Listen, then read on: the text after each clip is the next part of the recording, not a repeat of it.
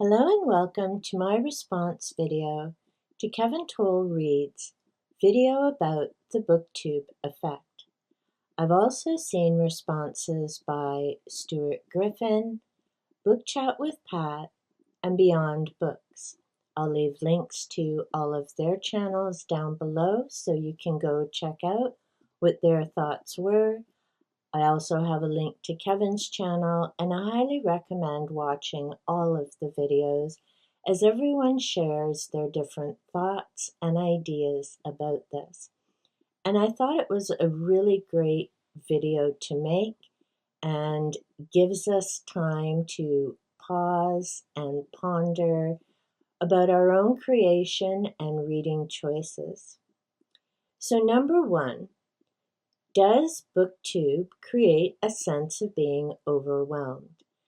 This also relates to content creators as well as viewers, because there are so many channels out there, so many choices in terms of books, reading, what to watch, when to watch, how much to watch. It really can get overwhelming. The point that Kevin made, which is an excellent one, is the constant exposure to new books, especially if some of the channels, like myself, do book hauls. And some do book hauls quite often. Some are massive book hauls that I've seen videos up to about an hour. And it really does depend on, are you looking for a new author, a new genre? Do you just enjoy finding out what people are purchasing? I know I like to see a thumbnail with the titles of what's coming up before I decide whether I'm going to watch a book haul video or not. And it's why when I do book haul videos, I make sure the titles are visible, so that helps people decide whether they want to watch or not. I finally found out what FOMO stands for. I mean, everyone else seemed to know. I just thought it was a book event I didn't know about. So silly me, and I never asked. But thanks to Kevin's video about the Booktube Effect, turns out it stands for the fear of missing out, which I guess I didn't, because I never asked what it was. I just kept hearing everyone talk about FOMO, but I knew I'd had so many other things I was already planning and involved in that I didn't bother exploring it, because it would have been one more thing to try and fit into my reading. So there you go. Let me know if you knew what FOMO was all along. For me, and this goes into point number 4, where Kevin also asks about tips, so I'll end up answering some as we go through. But for me, to help feeling overwhelmed and trying to overbook myself, I first started out with my little 12-month planner, and at the bottom I was going to add tags of what I was going to redo through the year, because some tags can be done on a yearly basis. I've since put together a 16-month planner to help myself figure out, what do I need to read? What am I already involved in?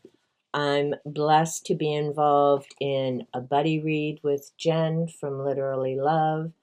I just started the ACOTAR reread with a lovely group of individuals.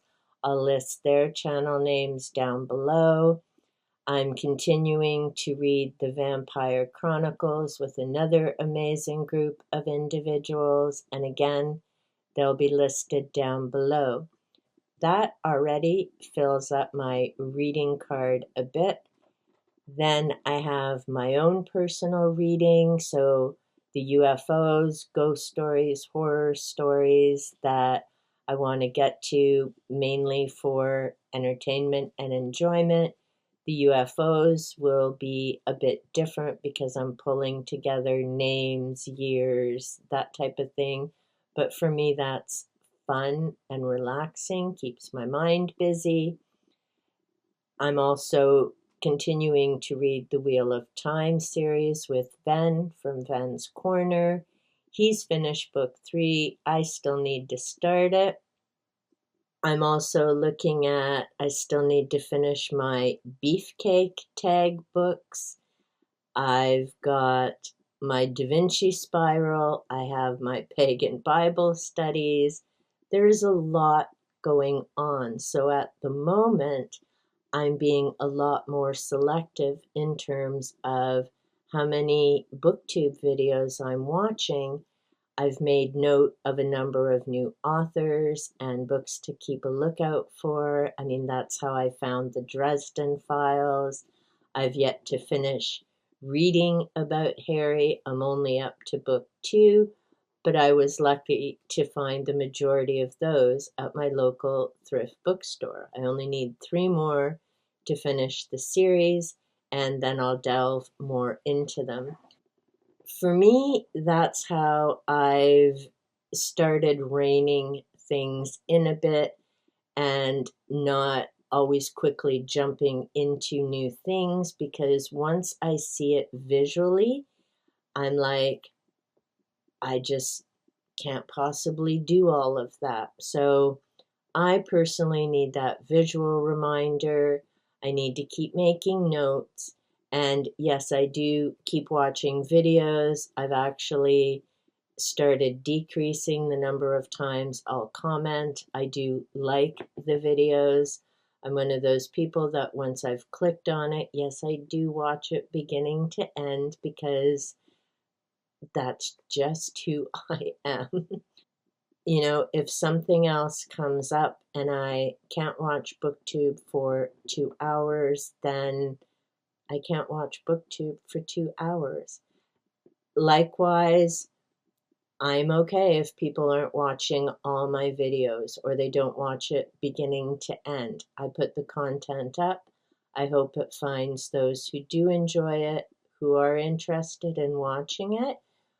But to me, there isn't the expectation that people are going to watch every video I make.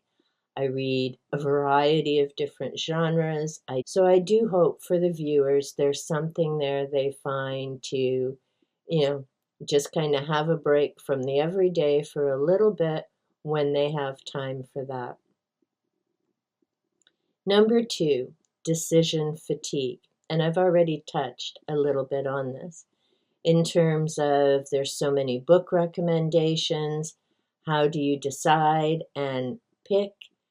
Whether that's reading the book, watching the videos, making comments, doing live streams, etc. And the reality is there's only so much time. I mean, many of us do more than just read. We have families, we have homes, people have jobs, people have vacations, other crafts. There's a wide range of things to do beyond just reading and watching YouTube. Other people watch, movies, streaming, TV. I've actually reduced my TV watching to about 2 hours a week, which has freed up a huge chunk of time for other projects and things. But that isn't for everybody. So you need to prioritize and figure out what's going to work best for you. Another excellent point that Kevin talked about was burnout or a reading slump or content creation. And I haven't so much had a reading slump as in I don't want to read. I've just had a ton of other things that I've been doing. There are some big things going on in our personal life right now, so that's taken priority. I haven't been stressing about Goodreads. I finished that number ages ago, so that's off the plate. It's just a matter of finding the time to do recordings, It isn't that I don't have ideas. I made up my list this morning with 18 different videos I want to get made. It's just a matter of finding the time, having the right mindset to be positive and upbeat, because I don't want to be all doom and gloom when I'm making a video. And so there's a number of different factors that come into it. You know, at the end of the day, if it isn't fun, you're not going to enjoy doing it. You're not going to be pleased with what goes up, and your viewers are going to notice. So self-care is priority one. Recognizing, is it just, as partially in my case, a matter of time and other priorities? Is it you just need to take a step back? Maybe the whatever's happening with YouTube that's slamming everyone's views and everything else right now is starting to weigh on your mind, and you're feeling like, what's the point? Because nobody's watching anyway. So you need to take a look at the big picture and maybe just take a little bit of a rest and a break, which I've done, and I'm okay with that. I need to take care of me. This isn't my paid job. I'm nowhere near being monetized. So, although, yes, it is important to me that I have content and that my viewers return and are enjoying the content I make for them to return to, I'm also aware that this isn't like the past where I would literally crawl into work because that was better than missing a day of work. So, setting those priorities, being mindful of what are the signs for you, because it's going to be different for everybody. The other important point was the pressure to perform. In other words, are you reading based on what content you're going to make versus reading what you want to read right now? And a while ago, I did mention in one of my videos that, it's occurred to me, I don't need to talk about everything I've read. Some of the books I read are solely for me, either my enjoyment, getting my mood on track, that type of thing. So that was a good realization for me. It's something I'm keeping in mind. I do keep track of my reading, and there are some things like the next few months that I have planned in terms of content. So the UFOs, ghosts, cryptids, I enjoy reading that, so I would have read the books anyways. And as I'm reading them, I'm thinking, what would I like to share? What would people find interesting? It's kind of funny, as I was just reading one of my books, The UFO Files, has to do with the Canadian connection to some of this, and it mentioned the book Above Top Secret by Timothy Good, which I just mentioned in my unread tag video about a book that I've been wanting to read. Again, I love those connections, synchronicity, and when I'm reading, if I'm thinking about sharing it in terms of content, that's where my mind goes. But I don't specifically pick my books based on, everyone's talking about this book. I need to read this book and make a video about it. Partly because if you've been here for a little while, you'll notice the majority of books that I've read, you're not hearing a lot about all over, at least the Booktube channels where I hang around. So I'm reading older books. I read a lot of what some people would call outside the box topics. And the vast majority of my personal collection and the reading that I'm returning to is nonfiction. So for me, no, there isn't that pressure to perform and read what everybody else is reading. I enjoy hearing about the different books that people are reading, but one, I typically don't get new releases. I can even tell you what some of them are, but I do enjoy hearing about it from other people, especially if it's a book that is part of a series, like Dresden, like ACOTAR. I'm not going to get into a series until the series is completed. So I don't need to be right there reading the first book along with everybody else. I want to be sure there's more books coming and then decide whether I want to invest the time. It's part of why I've been able to cut out so much TV.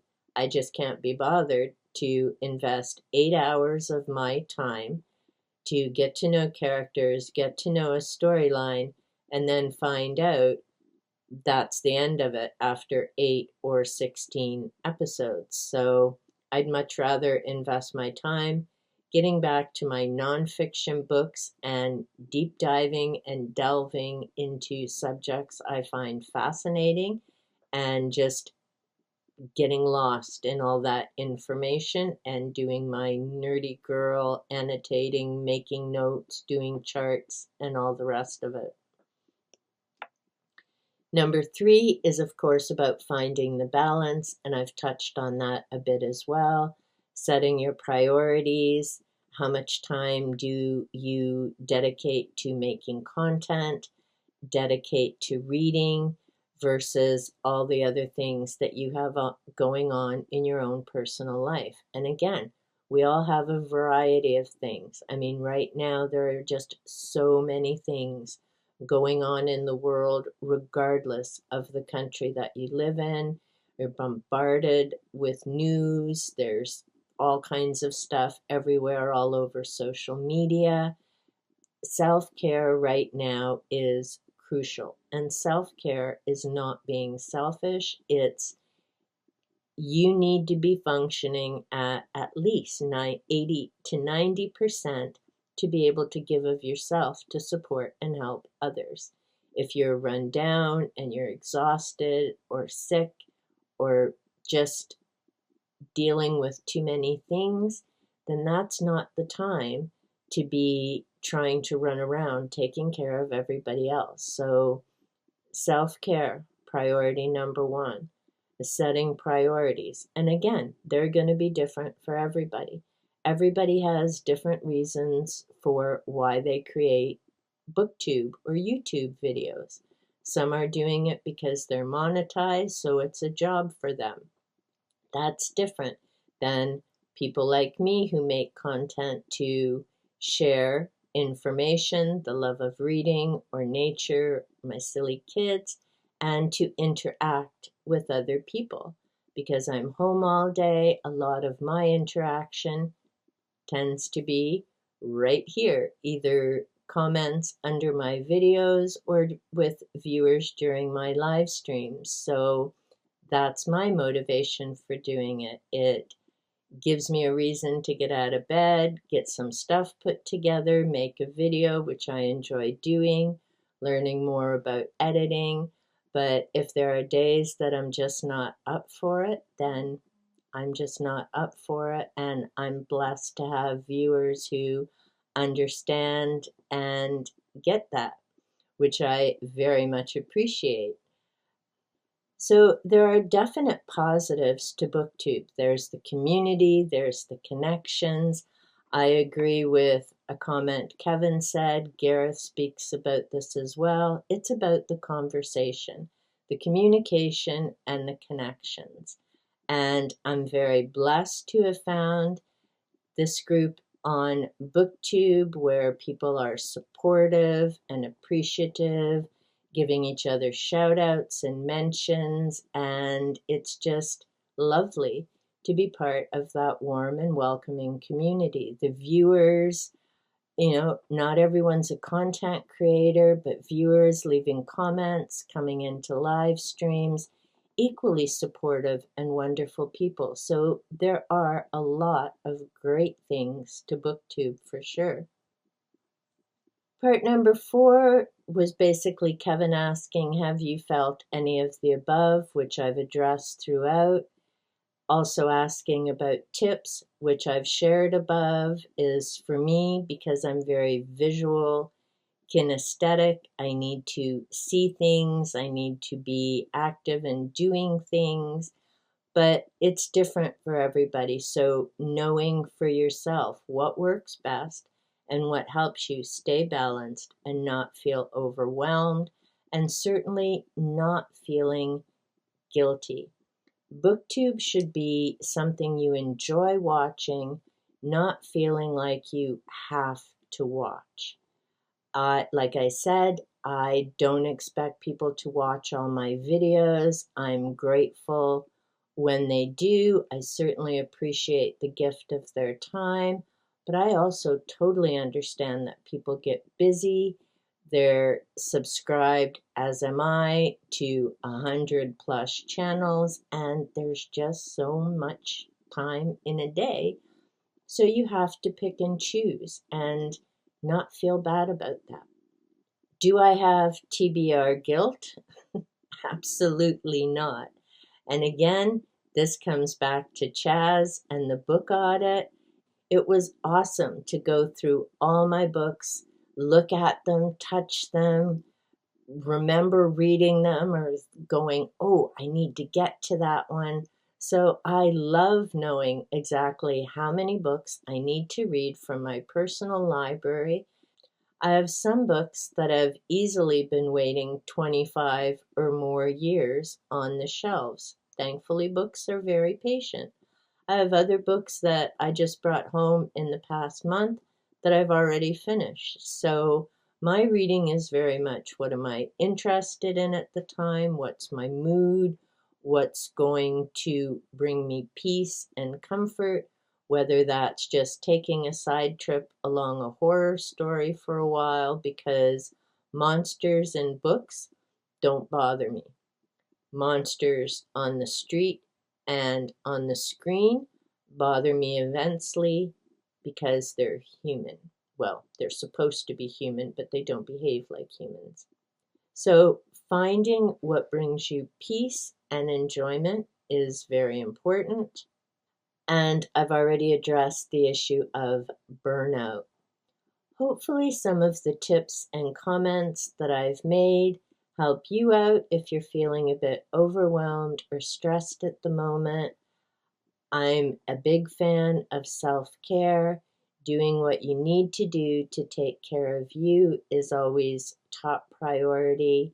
Life is always priority one. I hope that you're enjoying your reads, enjoying making content, and if you're not, taking that much needed break and taking care of you. Thank you so much to Kevin for making his Booktube Effect video. I enjoyed the watch and appreciated it, as well as watching Stuart, Reney, and Pat's comments and tips as well. Let me know in the comments down below if you felt any of the things that have come up in this video. Do you have some tips and strategies that you find helpful and beneficial? Until next time, be safe, be well, big hugs, and take good care of yourself.